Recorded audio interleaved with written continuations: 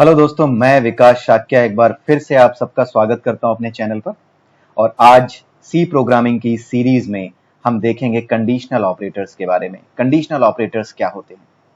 Conditional operators basically ये check करने के लिए लगाए जाते हैं, यूज किए जाते हैं कि जो स्टेटमेंट हम दे रहे हैं वो स्टेटमेंट ट्रू है या फॉल्स है। इसका मतलब समझते हैं, इसका क्या मतलब है। सिंपल से एग्जांपल से सपोज करो मैंने दो वेरिएबल्स डिक्लेयर कर दिए ए एंड बी। ए की वैल्यू दे दी मैंने 10 और बी की वैल्यू मैंने दे दी 20। ठीक है। अब अगर कोई कहे कि ए और बी दोनों बराबर हैं तो हम क्या कहेंगे? हम कहेंगे you are false, your statement is false, तुम गलत बोल रहे हो, राइट? तो हमारे जो कंडीशनल ऑपरेटर्स हैं वो इसी काम के लिए यूज होते हैं। वो यही बताते हैं हमारे लॉजिकल कंडीशंस ट्रू हैं या फॉल्स। ठीक है, सबसे पहले हम इस ऑपरेटर को देखते हैं, डबल इक्वल्स ऑपरेटर। इससे आपका पाला एक बार पहले पढ़ चुका होगा, लेकिन आज हम डिटेल में डिस्कस करते हैं इसको। तो डबल इक्वल्स का क्या मतलब होता है? डबल इक्वल्स का मतलब होता है अगर मैं इसको ए डबल इक्वल्स बी लिखूं, ठीक है, तो इसका क्या मतलब है? इसका मतलब ये है कि ये स्टेटमेंट मेरा फॉल्स है। ठीक है। और अगर मैं यहां पर एक इंट वेरिएबल ले लूं C is equal to A double equals B, ठीक है, इसको ब्रैकेट में बंद कर दीजिए फिलहाल के लिए, बाद में हम देखेंगे ऑपरेटर्स के प्रेसिडेंस क्या होते हैं, किस तरीके से ऑपरेटर्स को आप देखते हो और किस तरीके से आप उनके कैलकुलेट होने के प्रेसिडेंस को देख सकते हो। लेकिन अभी के लिए आप जो भी ऑपरेटर यूज करें उसके दोनों ऑपरेंड आप जो है ब्रैकेट्स में क्लोज कर दें, इनक्लोज कर दें। मैंने आपको बताया था पहले भी कि ये जो डबल इक्वल्स ऑपरेटर है जिसको कंपैरिजन ऑपरेटर कहते हैं, ये किस तरीके का ऑपरेटर है? ये एक बाइनरी ऑपरेटर है। बाइनरी ऑपरेटर क्या होते हैं? वो ऑपरेटर्स जो कि कम से कम दो वेरिएबल्स पे काम करते हैं, वो बाइनरी ऑपरेटर्स होते हैं। ठीक है। तो यहां पर अगर हमने इंट सी लिया है और इसमें इस ऑपरेटर को यहां पर कंपेयर कर लिया है, ऑपरेटर की हेल्प से हमने ए और बी को कंपेयर किया है। हम ये बताना चाह रहे हैं, हम ये चेक करना चाह रहे हैं कि ए बी के बराबर है या नहीं। हमने एक स्टेटमेंट दिया है कि ए बी के बराबर है, लेकिन ये स्टेटमेंट फॉल्स है, झूठी है। तो ये झूठ हमें पकड़ा जाना चाहिए ना, तो इस झूठ को हम कैप्चर करेंगे सी में। अगर ये स्टेटमेंट झूठी है तो सी में क्या आएगा? 0 आएगा। ठीक है। और अगर ये स्टेटमेंट सच्ची है तो सी में क्या आना चाहिए? 1 आना चाहिए। तो आइए देखते हैं। Percentile D, the statement above is, statement is percentile D, यहां पे आप लिखोगे सी। सी की वैल्यू हम प्रिंट करा रहे हैं। अब इसको चलाकर देखते हैं, इसको एग्जीक्यूट कराते हैं इस प्रोग्राम को और देखते हैं सी में आउटपुट क्या आता है। अगर स्टेटमेंट फॉल्स होगा तो सी में वैल्यू आएगी 0। The statement is 0 which means false. ठीक है। अगर हम यहां पर 10 कर दें तो अब आप जानते हैं कि यहां पर सी में क्या वैल्यू आएगी? यहां पर सी में वैल्यू आएगी 1। 1 मीन्स ट्रू। ठीक है। 1 मीन्स ट्रू एंड ये सारे के सारे क्या रिटर्न करते हैं? रिटर्न्स 1 विच मीन्स ट्रू और फॉल्स विच मीन्स 0। 0 मतलब फॉल्स और 1 मतलब ट्रू। ठीक है। तो 1 और 0 ये रिटर्न करते हैं। अब हम देखते हैं अगला स्टेटमेंट, ये तो लिख दिया। अब नीचे आते हैं, सी में हम देखते हैं सी इज इक्वल टू, दूसरा स्टेटमेंट क्या है हमारा? x not equal to y which means a not equal to b। ठीक है। तो इसका मतलब समझिए, यहां पर हम ये कहना चाह रहे हैं कि a जो है वो b के बराबर नहीं है। ठीक है। तो हम क्या कह रहे हैं? हम झूठ कह रहे हैं, हम फॉल्स कह रहे हैं। This is a false statement कि a b के बराबर नहीं है। क्यों? क्योंकि a तो b के बराबर किया हुआ है हमने। तो ये स्टेटमेंट जब कोई बनाता है, कोई कहता है ये स्टेटमेंट, तो वो गलत कह रहा है, a is not equal to b। इसका मतलब कोई ये कहना चाह रहा है कि a जो है वो b के बराबर नहीं है, और हम कहेंगे नहीं ऐसा नहीं है। अगर ऐसा नहीं है तो c में क्या आएगा? 0। आप इसे चलाकर देख सकते हैं and it will come to 0। ठीक है। उसी तरीके से आप ग्रेटर देन, स्मॉलर देन इनको चेक कर सकते हैं। ठीक है। आई होप आपको ये समझ में आ रहे होंगे। c इज इक्वल टू, अगर मैं इसको करूं a is greater then b, तो a में क्या आएगा? यहां पर c में क्या आएगा? यहां पर c में अगेन फॉल्स आएगा, क्योंकि ये है ग्रेटर देन का साइन। हम ये कह रहे हैं कि a जो है वो ग्रेटर देन b है। यानी ए जो है वो बी से बड़ा है, जो कि नहीं है, दोनों बराबर हैं, तो सी क्या आएगा, फिर से फॉल्स आएगा, ठीक है, यानी 0 आएगा। अब अगर हम ये कहें C is equal to A is smaller than B, यानी हम एक स्टेटमेंट दे रहे हैं कि ए जो है वो बी से छोटा है, जो कि अगेन एक गलत स्टेटमेंट है, क्योंकि ए बी से छोटा नहीं है, ए बी के बराबर है, तो फिर सी क्या आएगा, सी की वैल्यू 0 आएगी।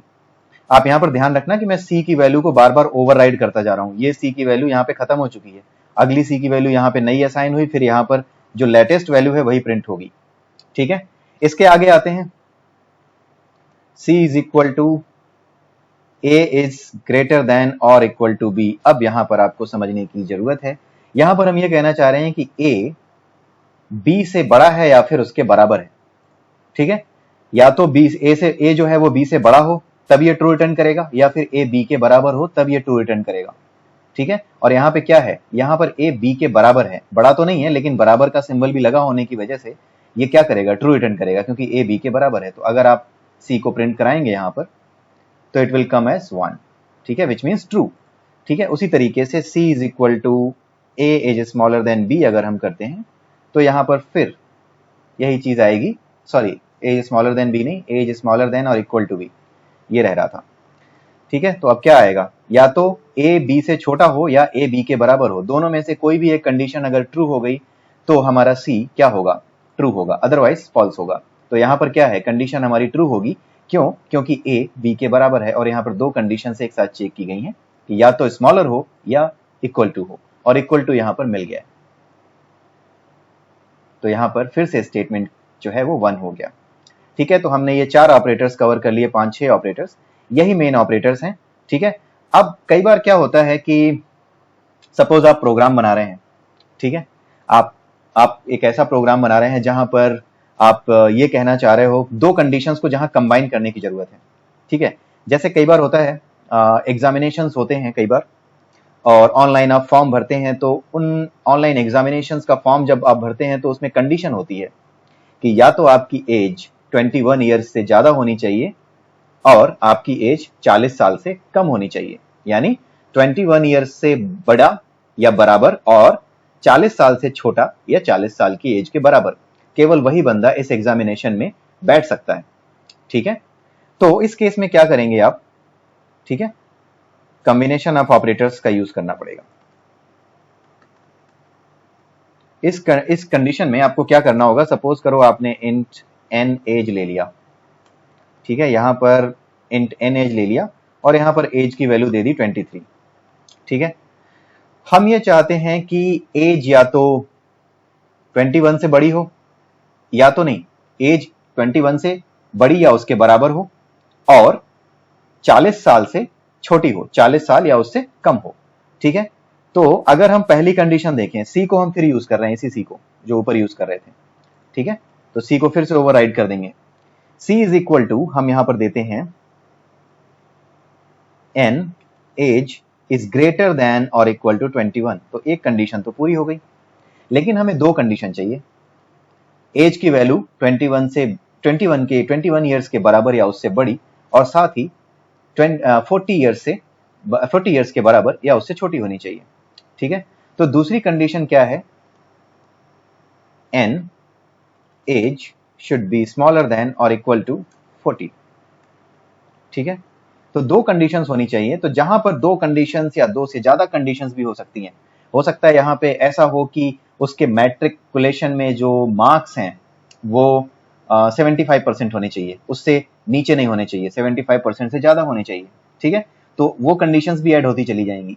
तो इस कंडीशन में जहां पर एक से ज्यादा कंडीशंस आपको चेक करनी हो, वहां पर आप इस ऑपरेटर का यूज करेंगे एंड, जहां पर सभी कंडीशंस ट्रू होनी चाहिए, जैसे ये भी ट्रू होनी चाहिए कि एज उसकी 21 साल से ज्यादा हो या उसके बराबर हो और एज उसकी 40 साल के बराबर हो या उससे कम हो, दोनों ही कंडीशंस ट्रू होनी चाहिए, ठीक है। जहां पर ऐसा हो कि दोनों ही कंडीशंस या दो से ज्यादा जितनी भी कंडीशंस आपने दी हैं वो सारी ट्रू होनी चाहिए, तो वहां पर आप एंड ऑपरेटर का यूज करेंगे, ठीक है।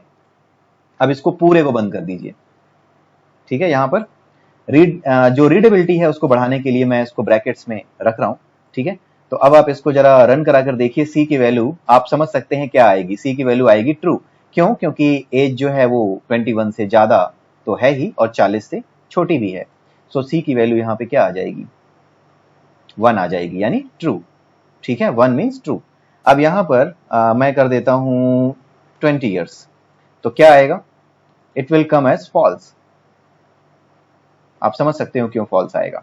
ठीक है, क्योंकि एज जो है वो 20 ईयर्स के बराबर भी नहीं है, उससे बड़ी भी नहीं है, राइट। तो ये चीज हो गई। एक चीज और आपको ध्यान रखनी है एंड कंडीशन में, कि अगर आपकी पहली कंडीशन फॉल्स हो जाती है, ध्यान से सुनिएगा, अगर आपकी पहली कंडीशन ही फॉल्स हो जाती है तो दूसरी कंडीशन को एंड ऑपरेटर चेक ही नहीं करता। ठीक है, अगर ये फॉल्स हो गई तो दूसरी को चेक ही नहीं करता। आप इसको याद रखिएगा। यहीं पर फेल हो गया तो एंड ऑपरेटर के आगे चेक करने की जरूरत क्या है, क्योंकि सबको सही होना चाहिए। तो ऑप्टिमाइजेशन के लिए क्या करता है कंपाइलर हमारा, कि इस चीज को चेक कर लिया। जब रन टाइम पे होता क्या है कि रन टाइम हमारा ये चेक करता है कि एंड कंडीशन में अगर ये चीज चेक हो गई और यही फॉल्स है, और हमें पता है कि एंड ऑपरेटर में सारे के सारे ट्रू होने चाहिए तभी ये ट्रू होगा, तो जब यही फॉल्स हो गया तो सारे के सारे बाकी के ट्रू होंगे भी, तो क्या हो जाएगा? ये तो फॉल्स हो ही जाएगा। इसलिए वो यहीं पर चीजों को शॉर्ट कर देता है। ठीक है, यहां पर जैसे ही ये फॉल्स होगी वैसे ही दूसरी कंडीशन को वो चेक नहीं करेगा।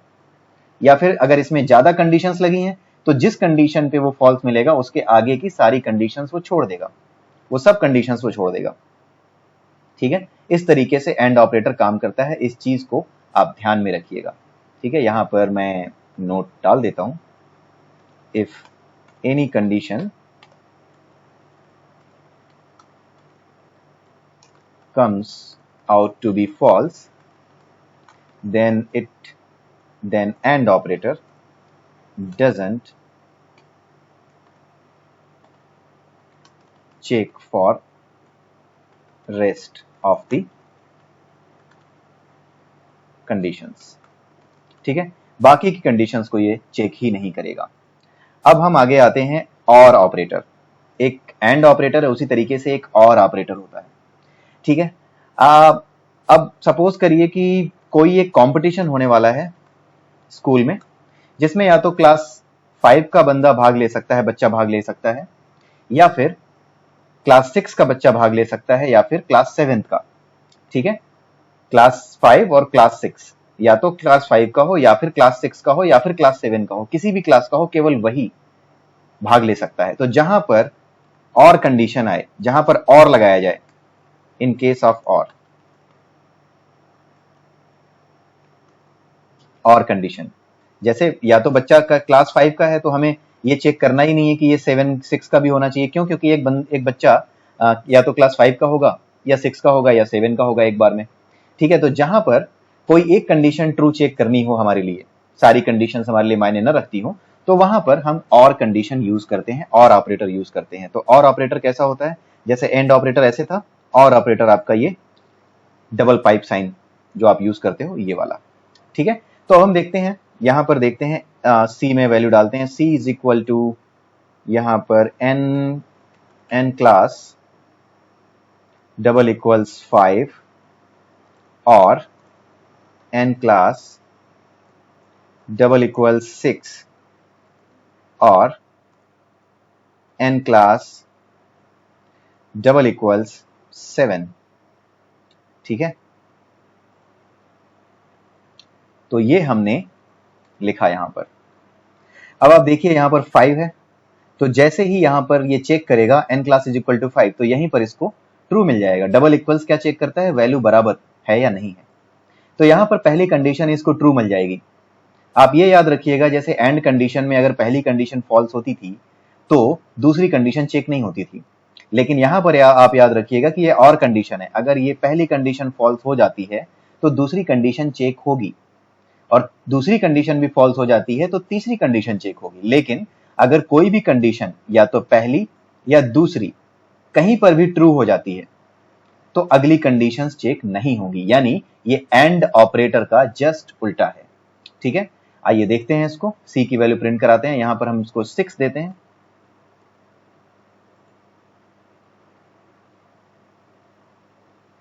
तो यहां पर स्टेटमेंट इज 1। क्यों? क्योंकि यहां पर क्लास 6 है और हमने कंडीशन लगा रखी है कि n class is equal to 6 होगा तो भी मेरी कंडीशन ट्रू होगी। तो यहां पर हुआ क्या होगा, जैसे ही ये कंडीशन इसको फॉल्स मिली होगी, ये यहां पर गया होगा और इसको यहां पर कंडीशन ट्रू मिल गई। जैसे ही इसको कंडीशन ट्रू मिल जाती है वैसे ही अगली स्टेटमेंट एग्जीक्यूट नहीं होती। ठीक है, हम एक एक्सपेरिमेंट करके देखें। यहां पर printf लगाते हैं, चेक्ड 1। ठीक है, इसको बंद कर दिया। उसके बाद आते हैं यहां पर, देखिए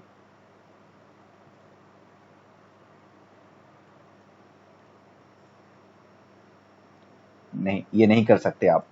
ठीक है, यहां पर आप और कंडीशन एक बार और लगा के देखिए, printf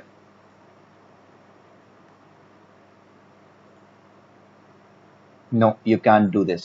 यहां पर इसको ऐसे नहीं कर सकते आप। printf के साथ यहां पर सिंपली सेमी कॉलन यहां नहीं लगेगा क्योंकि स्टेटमेंट पूरा हो जाएगा और फिर ये स्टेटमेंट खराब हो जाएगा। इसलिए अगर आप printf यूज करते हो कहीं पर भी, यहां पर कॉमा लगा देते हैं। ठीक है, कॉमा लगा दिया और कंडीशन में।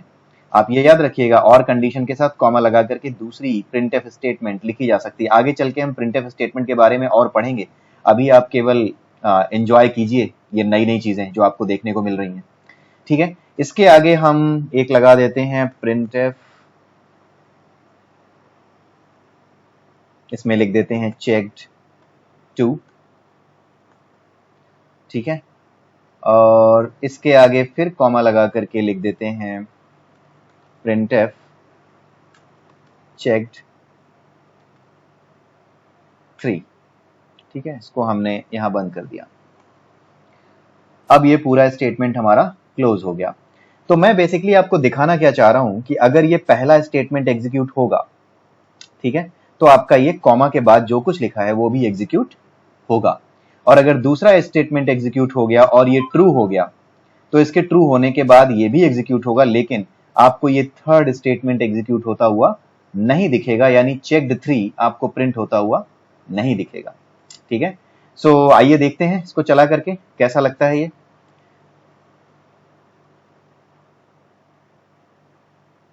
ठीक है, आपने देखा चेक्ड 1, चेक्ड 2, चेक्ड 3। ठीक है, ये तीनों यहां पर स्टेटमेंट एग्जीक्यूट हुए। ठीक है, अब यहां पर हो क्या गया? अब यहां पर जो हुआ है ना, जैसे 5 है यहां पर, ये कॉमा लगा करके आपने ये स्टेटमेंट चलाया। ठीक है, यहां पर कॉमा लगा के आपने स्टेटमेंट चलाया और यहां पर कॉमा लगा के आपने स्टेटमेंट चलाया। आपने देखा कि तीनों स्टेटमेंट आ गए। हमारी उम्मीद क्या थी कि ये तीनों नहीं आएंगे, पर हुआ क्या? ऐसे इसलिए हुआ क्योंकि ये सारी चीजें, पहली चीज तो मुझे आपको ये दिखानी थी कि ये पूरी तरह से वैलिड स्टेटमेंट है। कहीं पर भी एग्जामिनेशन में या कहीं पर भी ऑब्जेक्टिव क्वेश्चंस आपको दिए जाएं, जब आप इंटरव्यू देने जाएं या फिर कहीं पर एप्टीट्यूड टेस्ट के साथ आपका प्रोग्रामिंग का टेस्ट हो और इस तरह की चीज दिखे और वो पूछे कि is it a valid statement, तो आप इसे गलत लगाकर मत आ जाना, ये टोटली वैलिड स्टेटमेंट है। इस तरह की चीजें बहुत की जाती हैं।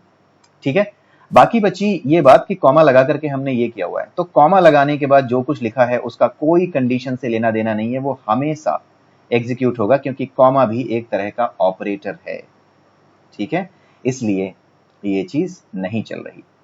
ठीक है, आप इसकी जगह अगर और लगा दोगे,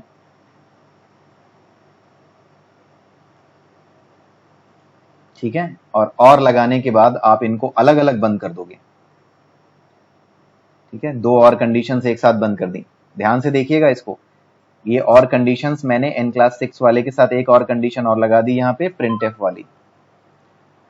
ठीक है, यहां पर हमने इसको लगा दिया और ये इसको बंद कर दिया। यहां पर हम आते हैं और इसको ऐसे करके यहां पे हमने बंद कर दिया। ठीक है, ये और कंडीशन है। तो होगा क्या, क्लास इज इक्वल टू 5, ये फेल होगा। फेल होगा तो printf दूसरे में जाएगा, इसको चेक करेगा, ये प्रिंट कर देगा। उसके बाद दूसरे में जाएगा, यहाँ पर क्लास 6 इसका पास हो जाएगा। 6 पास होने के बाद इसको क्या करना चाहिए, printf प्रिंट करना चाहिए। ये नहीं करेगा, क्यों? क्योंकि ये कंडीशन ट्रू हो गई, तो दूसरे और के बाद जो कुछ भी लिखा है वो प्रिंट नहीं होगा। मतलब जहां पर भी कंडीशन ट्रू हो जाएगी वहीं पर ये प्रिंट नहीं होगा। तो इस केस में हमारा क्या आना चाहिए, एक तो चेक्ड 1 आना चाहिए, राइट, और उसके बाद क्या आना चाहिए, कुछ नहीं आना चाहिए। यहां पर c की वैल्यू 1 प्रिंट हो जानी चाहिए। ठीक है, यहां पर आप /n लगा दीजिए। /n आप जानते हैं कि अगली लाइन के लिए होता है, तो अगली लाइन पे प्रिंट करेगा। अब आप इसको रन कराइए। आप इस सेक्शन को चाहें तो बार बार रिपीट करके देख सकते हैं। आप देखिए चेक्ड 1 आया, द स्टेटमेंट इज 1। ठीक है, ये दो चीजें आ गई। ठीक है, तो इस तरीके से आप इसको देख सकते हैं। अगर आपका यहाँ पे 7 दे दें तो आप समझ सकते हैं क्या आउटपुट आएगा। आप इस वीडियो को रोक करके एक बार अपना आउटपुट चेक कीजिए कि आप जो सोच रहे थे क्या वही आउटपुट आपके पास आ रहा है। तो एक बार चेक कीजिए। ओके, सो आई होप कि आप वापस आ गए होंगे अपने आप से चेक करके। तो अब हम देखते हैं इसको कि क्या प्रिंट होना चाहिए। यहाँ पर ये फॉल्स है, ये प्रिंट होगा। यहाँ पर ये फॉल्स है, ये प्रिंट हो जाएगा। चेक्ड 1 चेक्ड 2 प्रिंट होंगे, लेकिन क्लास 7 होने के बाद ये चेक्ड 3 प्रिंट नहीं होगा, क्योंकि ये ट्रू हो गया तो अगले स्टेटमेंट को एग्जीक्यूट कराने का मतलब ही नहीं है। सो आइए इसको चला कर देखते हैं।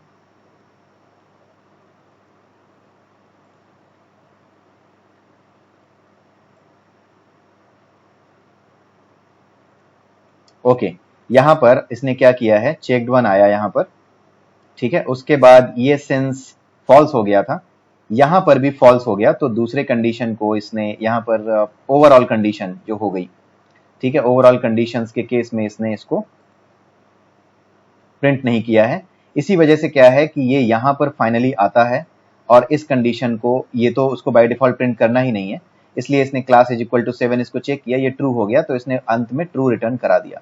राइट, तो ये प्रिंट एफ इसलिए प्रिंट नहीं हुआ क्योंकि ये आपकी कंडीशन फॉल्स हो गई। इसके फॉल्स होने पर ये ओवरऑल इसको चेक करने गया, ये ओवरऑल ये इसकी टोटल फॉल्स हो गई। ठीक है, इसलिए ये तीसरे वाले पे गया। ठीक है, तो इस चीज को ध्यान रखिएगा कि इसका आउटपुट ऐसा चेक्ड 1 करके आएगा, ना कि जैसा हम सोच रहे थे। ठीक है, चेक्ड 1 द स्टेटमेंट इज 1। क्यों? क्योंकि ये कंडीशन ओवरऑल फॉल्स तो ट्रू तो हो ही रही है। क्यों? क्योंकि यहां पर 7 तो ट्रू हो ही गया। ठीक है, सो इसलिए ये आपको सही से दिखा और अब आप इसको देख सकते हैं कि क्या चल रहा है इसमें। ठीक है, यहां पर आप देख सकते हैं चेक्ड 1 और द स्टेटमेंट इज 1। ओके, सो ये आपके एंड और कंडीशन के कंडीशंस मैंने आपको बता दिए।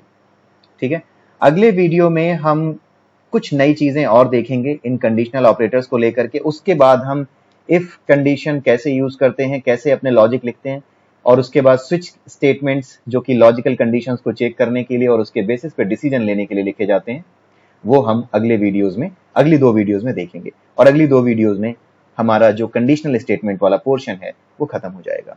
तो आज के लिए बस इतना ही। इसकी प्रैक्टिस कीजिएगा और मेरे वीडियोस को लाइक कीजिए, शेयर कीजिए, सब्सक्राइब कीजिए मेरा चैनल, और आगे देखते हैं अगले वीडियो में। फिर मिलते हैं।